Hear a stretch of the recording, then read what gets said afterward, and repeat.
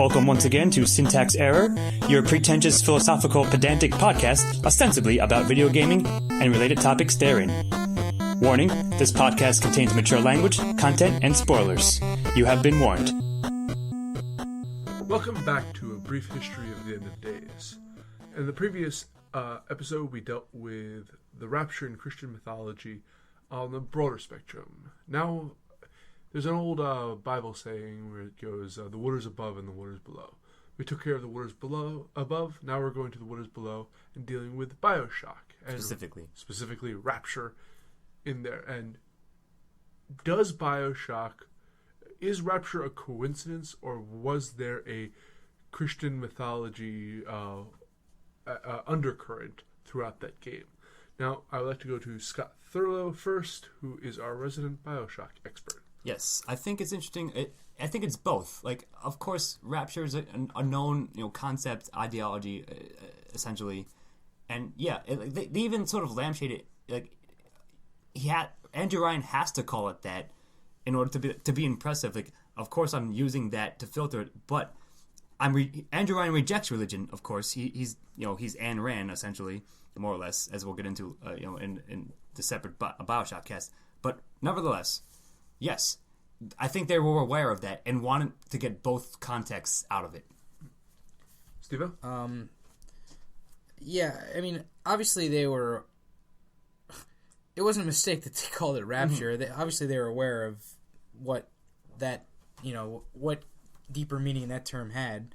And I think that the, rejection of religion is pretty interesting. As far, obviously, when you get to Rapture, the place is, falling apart. Like, it's basically... It is when you get there. The apocalypse has happened there, Agreed. And clearly they're playing on that with the name of the place. Chris? I was going to... Andrew Ryan basically chose these people, correct? Yeah. And they all have wealth and status, and basically the big conflict is maybe basically... they're not, but he did choose the people who are living there. Yeah, but in one sense it was there's a class struggle going on. Mm-hmm. And then... and I'm not even talking about the splicers. I'm talking... Atlas. Or Fontaine. Fontaine, yeah. But, I mean, I was reading up on the Rapture, and the Rapture in Christian mythology is that when Earth goes to shit, all the believers are raised into heaven. And Andrew Ryan, in his sense, has a cult of personality, and he's selected... He's choosing. He's fucking God, of course. He's choosing, but he's bringing them below instead of up, which is, It's a weird reversal. Yeah. The Rapture itself is a relatively new phenomena, correct? It's never outright mentioned in the Bible, I don't believe. It's not a canonical part of the Bible, I'm pretty sure. It's a weird interpretation of it. But yes, I agree with you. It is a more recent-ish, in quotes, recent... interpretation or concept, if you will. First and Second Thessalonians. Okay, so they do mention it. But is there a quote there attached to it? In the Book of Rapture, no. In the Book of Rapture or Revelations? No. Sorry. The Book of Revelation. Well, what happens is the concept. This is from Wiki, so I'm quick. I could do is a basis of various interpretations of the biblical book of the First Thessalonians, and it's mentioned again in Second Thessalonians and the Book of Revelation. So in other words, I think it's one of those things where there's a tenuous connection that people have exploited. But from what I remember reading about it, while there is that connection, the modern day concept of rapture, as we see it in as depicted elsewhere or Leftovers, actually, which I think makes Andrew Ryan even more of a criticism, even though he's Ayn Randian and an atheist. If you're going to talk about the way, I'm picking on the religious right, and you fucking deserve it. But if you take that, the religious right, and the assholes who wrote Left Behind, basically, I think there's just one asshole. No, there's two of them. Okay. I'm just kidding.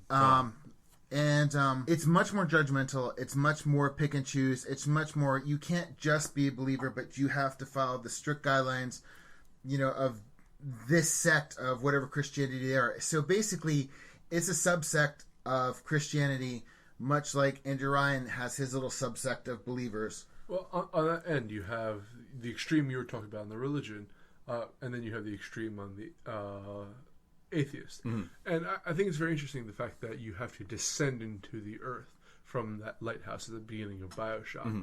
And in a sense, it has that kind of descent to the rings of hell. Agreed. That's a good point. You have each, pride absolutely is the main sin. Betrayal, greed, gluttony, all of the lust. Murder, almost by default, of course. Yes, but that's a mechanic in gameplay. It's more so that... Yeah. Oh, but false the spicers are false gods. Yeah. It was I mean, literally a golden idol. Yeah, it was a facetious thing on my part, but you're right, go on. It's interesting. You have this place called Rapture where they escaped from, like, kind of the earthly... but it's a world without God. And it falls apart, and human sin becomes the major motivation throughout. So I wonder, was there you can interpret it as having a religious undercurrent there of saying that this is what happens in a world without God. And I don't know if that was the intent, if that's reading too deeply, but I think it is a fair metaphor to draw. I don't know if they maybe intended it. I mean, we can't say for sure. Ken Levine never said outright whether or not, but I think he and his team were maybe smart enough to realize that could be a message contained in it. And of course, like as we said just before, they were using that certainly purposefully for that. But I want to bring up one thing. So I as the biggest Bioshock fan, I read the novel tie-in to it, and it was very well done. And yeah, like it was a reverse Rapture almost in a sense. Like yeah, he was choosing the people who were going they disappear. Like there's a couple of chapters where he chooses the people he wants to come to Rapture, and their family's like, what happened? Like they really were raptured away in a sense into the city of Rapture. Yeah, you correct me if I'm wrong. You were saying that it could also be a commentary on atheism. Is that what you're... Yes, because it's a world without God. Yeah. He said, no gods or kings, only men. Of course, like it's one of the major speeches he says to you, or Ryan says it. I mean, because what I'm saying is, in that respect, I mean, it is pretty much an even playing field. They are... He's commenting on extremism, and you can interpret it as a symbol for the religious right, but you could also for the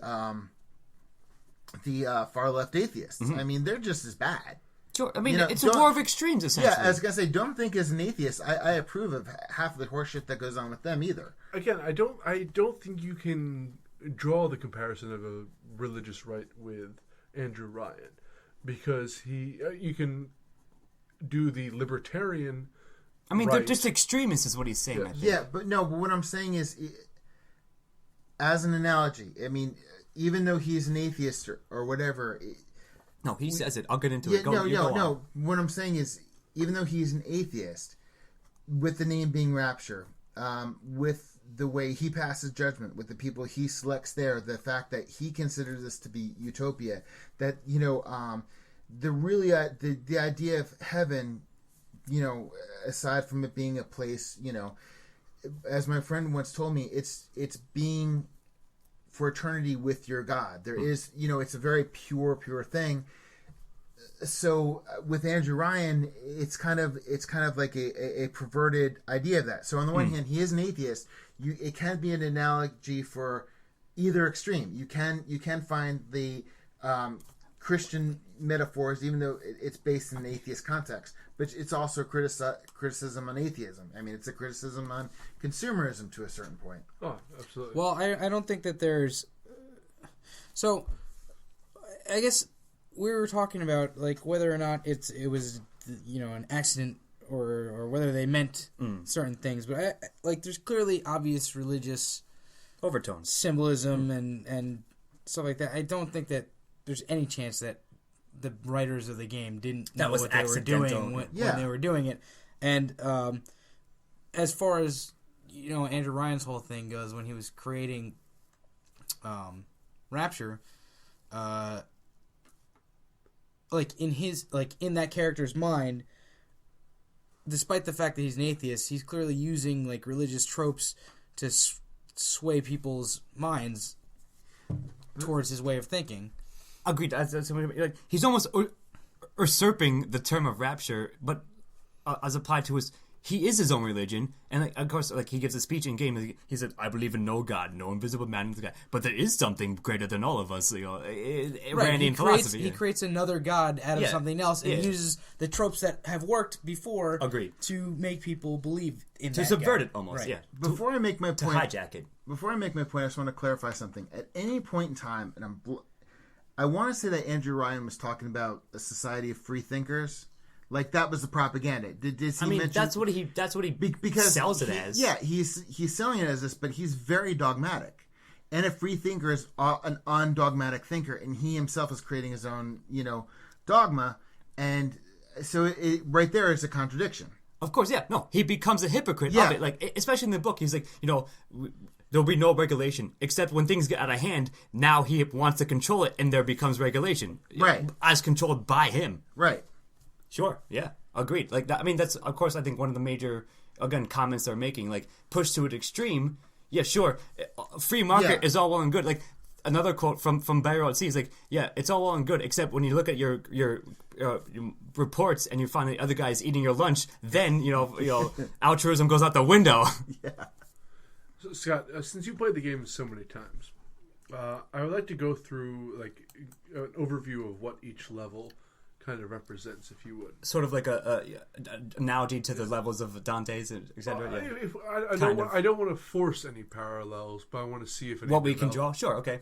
Mm-hmm. So you walk down the stairs after your plane crashes, and you have your introductory level, but the first main level is the hospital, where you have the medical pavilion. Yes, where you have vanity, you have pride, you have the people who are turn themselves into splicers. For the sake of perfection. Well, all right. The quick thing, they don't yes, they do. Like the thing is, the backstory of the atom of the plasmids is that they didn't know that was going to happen. Yes. But then they become addicted to it, but they sort of embrace themselves as splicers, almost in a sense. Yes. And there's the surgeon who's Dr. Steinman. Attempting to create the perfect aesthetic beauty idea. Yes. And going psychotic with it, yes, I agree with that. Like it's almost representative of one certain cardinal sin, if you will. Then you have the Fontaine Fisheries, which the boss is Peach Wilkins, I believe. Do you remember what his motivation was? Yeah, I do and I don't like. Well, quickly, he's more fleshed out in the novel, so he gets more of a backstory. It's basically that. He's paranoid in that sense. So I think he was partners with Fontaine, and then they split. They had something happen, and they had a falling out. So now he's locked himself in. It's paranoia in a sense. Okay. Again to the self to the Randian thing. I don't want anyone. No one can come in my area. I don't trust anybody anymore. Yeah. And then after that, you go into the Arcadia. I think is next. Yes, yeah. Where you fight the Saturnalia. Yeah. Which you have the pagan. Well, that was in 2, I think. Or was it in 1? No, it was in 1. Okay, well, you're right. And they can teleport, I believe. But again, it's very pagan ritual. It's the rejection the of Houdini Christian spices. values for the return to, again, yes.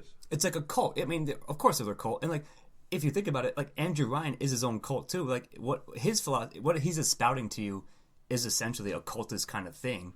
It's just that it outright is anti-religious, so it's not a religious thing. If you remember the smugglers thing, Bibles he banned Bibles as a backstory, and Fontaine, in order to get back at him and take over Rapture, he's smuggling Bibles into the city. So you find crates full of Bibles here and there. I remember that. Yeah. And then you go into the art. Sander Cohen's area, Fort Frolic. Yeah. Yes. Where he's murdering people for his perfection to create the greatest art. Yeah, sure. And then it's sort of my memory fades from there on. So it's sort of interesting. I'll draw a quick parallel back towards. You go to Hephaestus. They're named after Greek things. A lot of them. There's another one. Artemis something is a place you can visit. They call it that. Olympus Heights. Yeah, Olympus. Apollo Exactly. Square, Yeah, they're Greek. Like Point Prometheus. Exactly. All those they have names, and like yes, you descend into like I think a facets is like the core of the city that runs the city, etc. And yeah, that's like later on in the game you go further and further down to like get the control room. So I think it's interesting that they filter it through Greek mythology, but not not the Christian thing. But they do the Christian thing because the entire aspect is the entire name of the city is Christian. I didn't mean to say that. You're right. It's sort of both. Like it's like a weird like anagram of both that they're just slapping all together. And yes, in order to like get to sort of get people hook them into it, things that are recognizable. Now the question I have is: was the intention to have a deeper meaning with all this naming convention, or was it just an attempt to use known mythology to bring about a mystical feeling to it? I think again maybe it's both. I think they're smart enough again that the whole team realized that you could get both out of it if you could see both in it. So yes, I mean on the surface, of course, it's easy to like slap those names onto things and people will recognize them like broadly. Like they may have some general idea of the concept or heard it sometime in a history class or whatever in your life. But if you look more deeply into it, then yeah, like they were appropriate to where they were in the city and what function they served. Anything else? No, I don't know. What did you have another question to ask me? I don't know. Like, I mean, we can again check out. Well, did you draw like besides because we kind of discussing it on a surface view here? Do you think that? And you said they're appropriate. Yeah, like Hephaestus was it? Yeah. Was the power core of the city? Yeah. But is there any greater commentary on that beyond that? I mean, not just that, but like any of these locales. I mean, maybe so. There could be somewhat of it. I don't know. Like it's yes and no. I guess is the vaguest answer possible to that question. Sure, but think about this, right? So Atlas, of course, is Frank, but he calls himself Atlas, and that's also an Irandian-ish sort of commentary unto itself, and a recognized image like the Atlas shrug thing. And then, of course, the final boss, Atlas, gets jacked up on Adam, and like he almost looks like it. Like you're fighting, the Ubermensch essentially, who has driven himself insane with power. Yeah, and that's the final boss. But even the things you have Adam and you have Eve, of course. Yeah.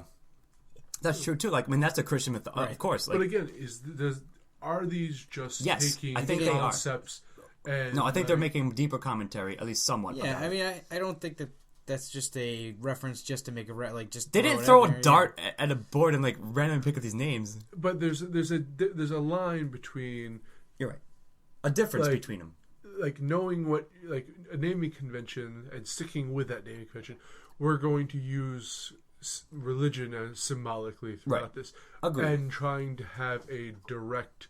Like correlation, 1-to-1 correlation to each of these. For instance, like you say, like Adam and Eve there, but is there any Christian symbolism in that naming convention beyond just a reference? Actually, I think you're right. Like that one specifically, maybe a less of one. I think in game, as I recall, like yes, I'm the biggest fan. I should remember this more than I am. However, I think they explain that in that like when they research the slugs or whatever, they named that because the people in Rapture would recognize it. Like it was a marketing sort of branding thing. So like in universe, they used that to like again to make so people remember like the citizens of Rapture. Like I need some Adam, need some Eve. Yes, I think it's something like that. Like it's sort of like levels to it almost. For instance, you could just to clarify my point on that, you could have a dog and you see a lot or Cerberus. Cerberus, yeah, sure. Is a common naming convention for dogs because it's a dog in Greek mythology without any reference to it being a guardian of hell. Yeah, it being that's true. You're right. An obstacle to overcome to get it. So again, you have like how far are we looking too deeply into something? Yeah, do we like the question is like how much intention went into it and what are we getting out of it on our own, or what like did they really intend that in exact aspect / angle message filtered via the naming conventions that they chose. I mean one more thing I'll bring up, sometimes when you hear the splicers, like the banter of the splicers, if you see before you antagonize one, if you just like hang back, he'll be like, Jesus loves me. He'll be singing that song, or like another one will be like, he sees me even down here. He sees me. He sees me. And like, yes, they're going insane, but they're filtering it through like a Christian-ish mythology. It goes back to the smuggling Bibles. Like, in game, of course, again in universe, Ryan banned religion, therefore no Bibles. But like again, in game, people like they commented that people felt the need for religion. They needed Bibles. Like they needed it anyways. They wanted it. It's interesting because I'm seeing a lot of mixed signals, which I think is more interesting. It's sort of an interesting thing that I think about. Go on. In terms of what? In terms of commentary. Well, in terms of message. Go ahead, Chris. I'm in the mixed signals thing is valid, but I also think that's kind of an important thing because I'm going to quote, paraphrase Ronald D. Moore regarding the new Battlestar Galactica. He says his basic idea of Battlestar Galactica was to pose questions to think about, not to answer any. So sometimes, because the two leads, Mary McDonnell was Laura Roslin, the president. She was a woman of faith. Adam was played by Edward James Olmos, and he was an atheist. And you got the good and bad of both points of view, but they never answered any questions. And I think the fact that we're interpreting this, that we're taking apart, seeing connections to atheism, connections to Christianity, why structured under Greek mythology and so forth. I think the game, I don't know what the developers had in mind, but the game gives you answers to the story, but the bigger issues, the interpretations, I think it leaves that to the prejudice of the viewer. Agreed. That's gameplay. It's a gray-ish morality area. Like, yeah, they throw all these like philosophical considerations at you, but they never say like which one they think is right, or just there to think about. That was kind of what I was going to say, though. Like, I think that Bioshock leaves the door open to kind of make your own connections. However, they do point you in directions. Like, the Adam and Eve thing, like... They're almost like red herrings, They're going to easily... Like, you can easily draw a connection to, like, the Tree of Knowledge or, like, the Fruit of Knowledge based on, like, Adam and Eve, like... creating a more perfect man, or like but instead of that makes them more flawed, like that type of thing. That's interesting. I like that. Yeah. If you have too many mixed messages, if you're too obtuse, then it might get lost. You're saying nothing because anyone can interpret it however they wish, and then it's pointless. You're being having mystique for the sake of it. Yes. I get what you're saying. Like, yes, that could be true, but I don't think they're quite doing that. Like, yes, if you throw a million things in, but to rebut that very statement, you played this 5 times, maybe more, and all your answers to my questions are yes and no. So you have no answers because they provide no answers. No one has but that's the whole point in a sense. They're, as I said, they're giving you considerations, and like yes, of course, like, we said this in a different podcast, like. In any medium, any art form, like the intended message of the author or the creator of it may not, like whatever the audience get out of it could be completely different than what was intended. But because anybody can filter almost anything to their viewpoints. I was gonna say the fact you said something really important, that it is art, and so much of art, paintings, abstracts, musics, right? No, I was like thinking of like Krzysztof Penderecki, who is atonal. All right, I'm going to do something more like Tolkien, and everybody interpreted. That's a good. Yeah, call. I'm going to do something less esoteric. Thanks. Sorry, yeah, my music degree is earning me browning points, but everybody interpreted as Tolkien's recounting of World War One. They're putting all these things into it, and Tolkien's like, no, it's not what I meant at all. Yeah, I'm telling a story of war, but I'm not drawing on any anything personal. But that's an example of it being out there for interpretation, and people developing schools of thought on a work that may be contrary to the author's intent. Right. So Tolkien said that he's writing a book of war or about war, but not necessarily directly about World War I. And war, I think there was no direct correlation between But I think it's the same thing. Like in terms of Bioshock, it's the authors pointing the viewers or players towards like a general set of conclusions. Maybe, yeah. Not necessarily a specific one. You're not spelling it out for them, but here's kind of where we're going. Like, there's a lot of, religious language in this, and there's a reason for that, because you want to try and draw comparisons to those stories, and whatever comparisons you draw, the exact comparison is perhaps not as important as the idea and the feeling that you get from playing that game and like being in it. Because I feel that Bioshock is most effective when it is making the Ayn Randian commentary, because it's not over. It's over the top in a lot of senses, but it's not like thrusting it. Not cartoonishly. Not cartoon. Yeah, exactly. But again, if you're just having kind of mystique, and I feel that. But that's the same thing. That's pointing the player to like all right. Well, obviously this is against, the Randian ideal, but it's not saying, all right, well, here's the correct one. But there's a line, a very fine line. I understand you. Between Go on. Having broader points and making commentary without spelling it out, being obtuse about something, and I didn't actually come into this discussion with this viewpoint, but now until we had arrived at it. That could they have just added stuff in there just to make it seem deeper than it was, to make themselves seem more intelligent than they are. I'm not saying that they're doing that. I'm just saying that this is now from our conversation. The seed of doubt has been planted in my head. Sure, maybe. And then another, like, again, from what I've heard and read, I've seen interviews and read interviews with Ken Levine and a number of the team who worked on Bioshock. Again, it seems to me like they were smart enough, intelligent enough, and knew, like, had done their research and knew what they were doing.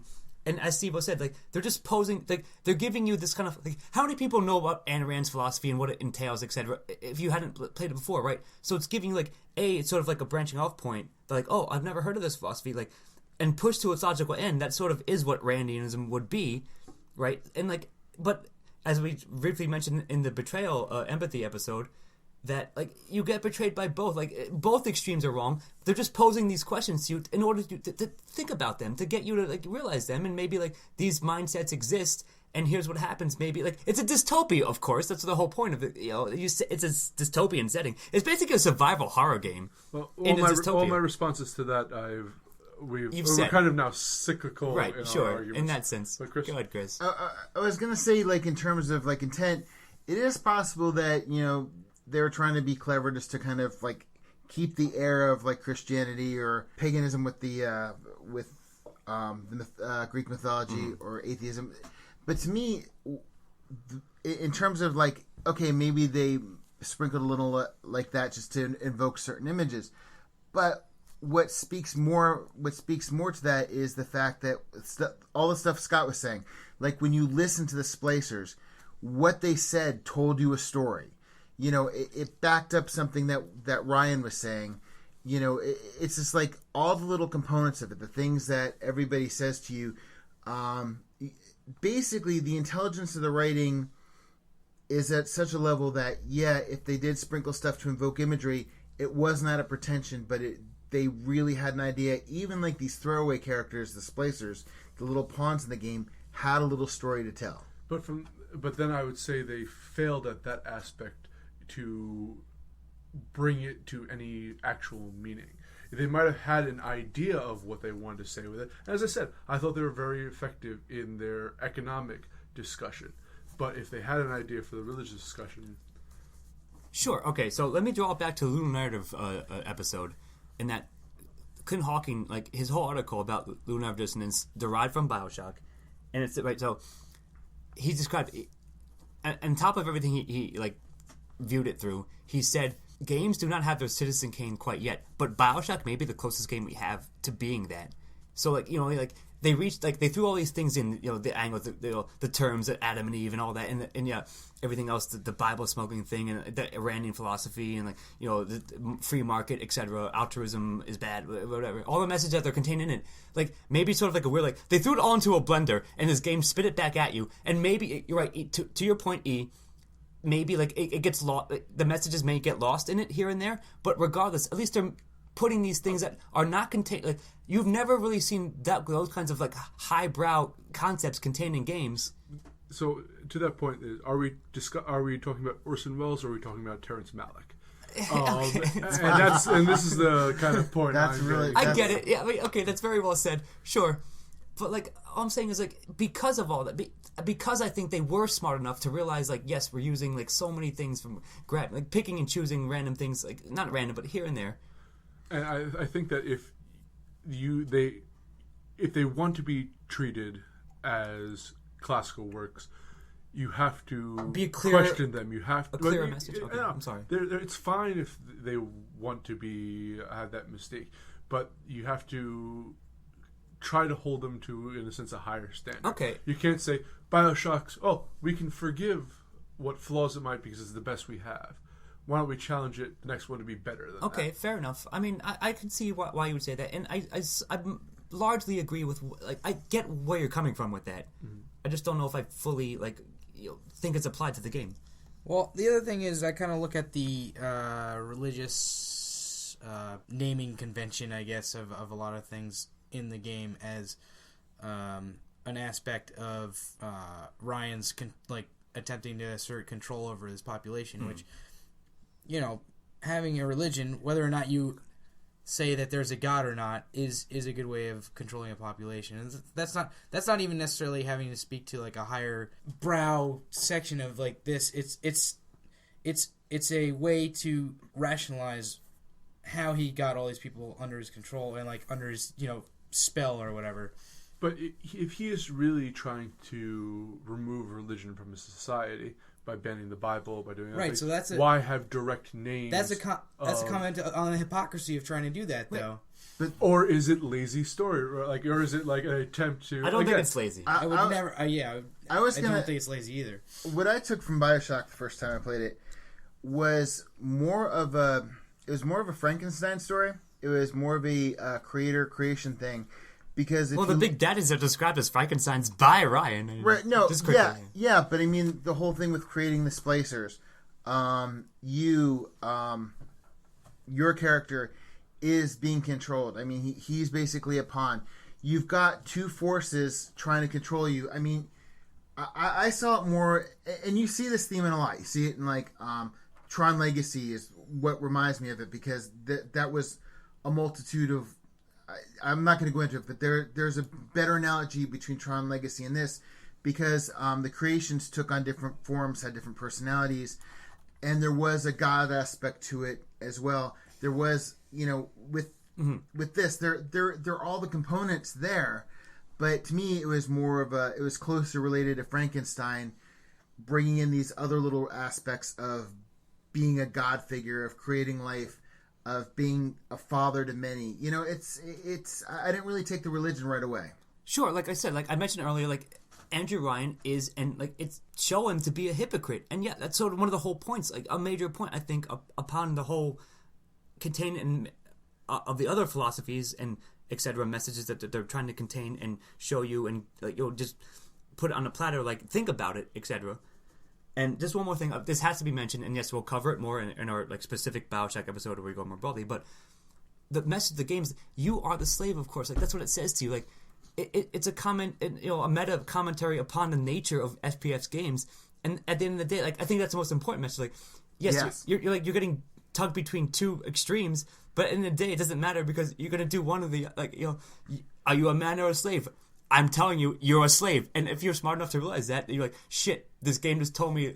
The game itself, in plot, told me I'm a slave. And if you realize that, I'm playing the game. Exactly. Well, can I ask you a quick question? I mean, because I think this might be relevant. Did Ryan, when he was part of the reason he built Rapture to kind of escape an impending nuclear war or World War III? No, he's not Mr. House in that sense. But okay. Well, we'll discuss the aspect. We'll expand that more later. Actual Bioshock episode we're going to do eventually. Mm-hmm. No, the reason I brought it up is because I couldn't remember if there was, because if there was that component, it wasn't that. Then Rapture, but then Rapture itself, him taking him away from the end of Earth, that would be another. He was, as I said, he wasn't Mr. House in that sense, so that wasn't quite an aspect of it. I couldn't remember, so that's why I wanted to. Well, to go back to your previous point as I wrap up here, I do agree that they did a number of great themes in there. It's just that the seed of doubt has been planted into which ones they every intended. single aspect was as carefully planned as you think it was. And I know you're a huge fan, and that can blind you to certain aspects. Sure.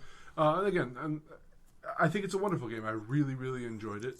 But I would like to play it again now to really filter through that. That's interesting. To see how I interpret it newly. I guess my final thoughts is like that game was like the biggest mindfuck in a sense of that ways, and now we basically mindfucked ourselves of what messages and how many of them like were intended or contained in it now. Well, it's a testament to the game that after all these years we're still discussing it. In-depth debates about it. Mm-hmm. It was really funny because when Infinite came out, that was my wife's entrance in the world. So she played Infinite, and then a weird out of order. Yeah, and then she played Burial at Sea, and then she went back and played the first Bioshock.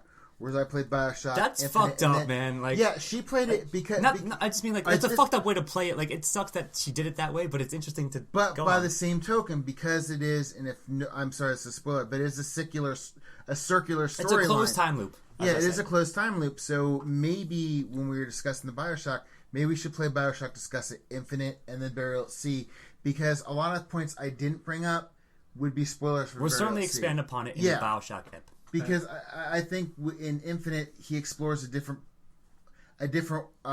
societal things, and yes. I think he ties it together in Infinite, Steven? or not in Burial at Sea. I think I've said pretty much all I'm going to say. Just I think it's something that I would like to go back and look at again, and I do want to play it again and see.